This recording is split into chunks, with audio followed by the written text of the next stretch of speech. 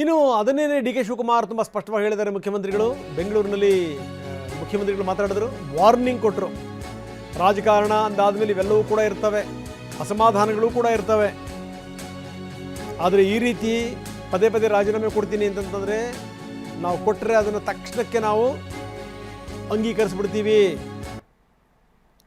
ಈ ಮುಖಾಂತರ D K Shivakumar ರಾಜೀನಾಮೆ ಕೊಡ್ತೀವಿ ಅನ್ನುವಂಥವ್ರಿಗೆ ಸ್ಪಷ್ಟ ಸಂದೇಶವನ್ನು ರವಾನಿಸಿದ್ದಾರೆ. ರಾಜಕೀಯದಲ್ಲಿ ಸಾಮೂಹಿಕ ರಾಜೀನಾಮೆ ಕೊಡ್ಲಿಕ್ಕೆಲ್ಲ ಮುಂದಾಗಿದ್ದಾರೆ ಸರ್. ಯಾರು ನೋಡಿ, ರಾಜೀನಾಮೆ ಕೊಡೋರು ಇವೆಲ್ಲ ರಾಜಕೀಯದಲ್ಲಿ ನಡೀತಾ ಇರೋದು. ರಾಜೀನಾಮೆ ಕೊಡೋರ ಬಗ್ಗೆ ಯಾರು ತಡೆಯಕ್ಕಾಗಲ್ಲ.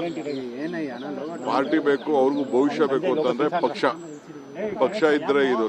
ನನಗೆ ರಾಜೀನಾಮೆ ಕೊಡ್ಬೋದೈತಲ್ಲ. ನಾನು ಧರ್ಮ್ ಸಿಂಗ್ ಕಾಲದಲ್ಲಿ, ಬೇರೆ ಕಾಲ, ಸಿದ್ದರಾಮಯ್ಯ ಕಾಲದಲ್ಲಿ ಎಲ್ಲ ನನ್ನ ಮಂತ್ರಿಗೆ ತಪ್ಪಿಸ್ತಾರಾದಾಗ ನಾನು ಪರಮೇಶ್ವರ್ ಇಬ್ರು ತಾಳ್ಮೆಯಿಂದ ಇರ್ಲಿಲ್ವಾ?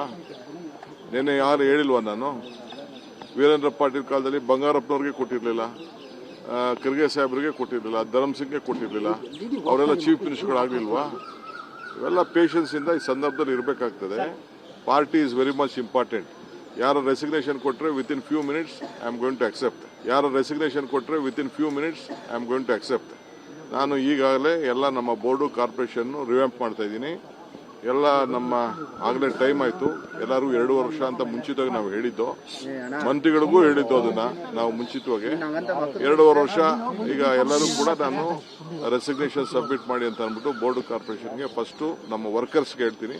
ವರ್ಕರ್ಸ್ ಎಲ್ಲ ಫಸ್ಟು ಫಿಲ್ಅಪ್ ಮಾಡ್ತೀನಿ. ಆಮೇಲೆ MLAs ನ ಕರೆದು ಒಬ್ಬೊಬ್ಬರನ್ನೇ ಮಾತಾಡ್ತೀನಿ. ಸಾಮೂಹಿಕ ರಾಜೀನಾಮೆ